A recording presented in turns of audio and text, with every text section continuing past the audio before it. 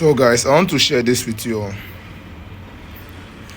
This is actually a very nice setup I chose at this NZD USD trade I took, but I hit stop loss based on my point of interest was not correct.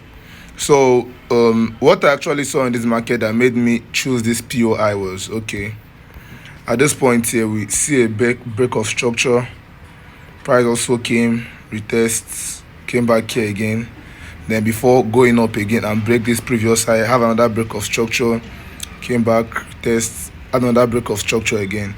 And after multiple break of structure, we expect like a point of some kind of liquidity grab, because like I've told you guys, every highs and low in the market are liquidity, there are liquidity under them. So we have to look for some kind of order block, fair value gap, or any particular point of interest that we can take our entry from. You understand? So for this particular trade now, this is actually an inducement. As you can see, this is an equal low. So this is the liquidity I actually spot here, and then which made me pick my order block, which made me pick my entry from this particular point of interest, this order block here, just so you guys can see.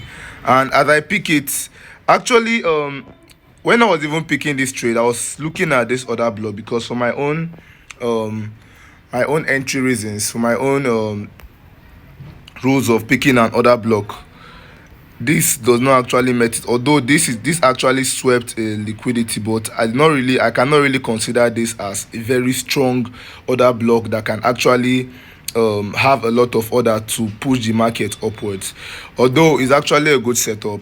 So as price came to this point, it actually reacted a little bit before breaking down, and as price broke down lower, this is the point after I just came to see that, okay, this is where price finally reached before moving up, before heading upwards. Then I noticed that, okay, there's actually what we call a candlestick liquidity. You understand? There's what we call candlestick liquidity. Let me write it down for you guys.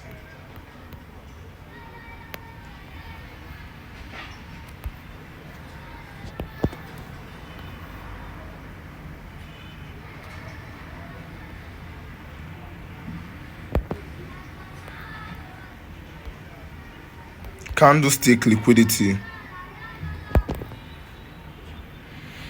So that's what happens here. Let me bring this down so you guys can see it. So for every candlestick, there have to be the stick, like the stick that made up the candle. We have to see the wick, the low wick and the high wick. You understand? That's to show the lowest point the market reached before coming here, and the highest point that particular candlestick reached. You understand? And for this particular candlestick, you can see that this candlestick has something that we call inefficiency, because normally, since this previous candlestick, this red candlestick here, this bearish candlestick, as you can see that this is where it closed. It's closed at this point here, meaning that the next candlestick is supposed to open immediately after it. But since this is a bullish candlestick, how managed you see the open at this point here? You understand? So there's actually an imbalance that price has to come and correct at this point here, which I did not pay attention to. So because of this now, this point becomes the valid inducement. This point here now becomes the valid inducement because it's close to a liquidity that market might just come and pick.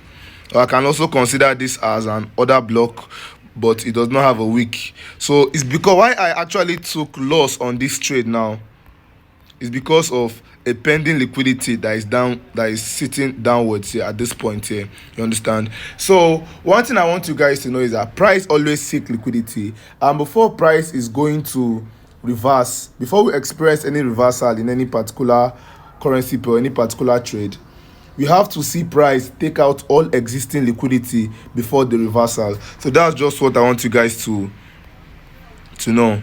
So as you can see at this point here, price came, it corrected, grabbed the liquidity, and then boom, it starts having an impulsive move to the upside. So guys, just so you know, you also have what we call candlestick liquidity. Any candlestick that you see that does not have a wick, just know that at the top there is what we call liquidity sitting at the top that price have to go and correct. You understand? So we have most candlestick that are like this. We have the tweezer top and the tweezer bottom. I think I'm going to show you an illustration. I'm going to pick out a candlestick and show you. Okay, right here now we have a tweezer top and tweezer bottom. As you can see, this candlestick now, there is no wick at the top. So this is actually a tweezer bottom or tweezer top, I think. Yeah, tweezer top. So there's actually an imbalance. If I see this kind of movement in the market, I will just know that okay, anything that is going to make price to head downward, price must still come up here and correct this imbalance, this inefficiency that price build up in this particular candlestick here. So that's just it for this video, guys.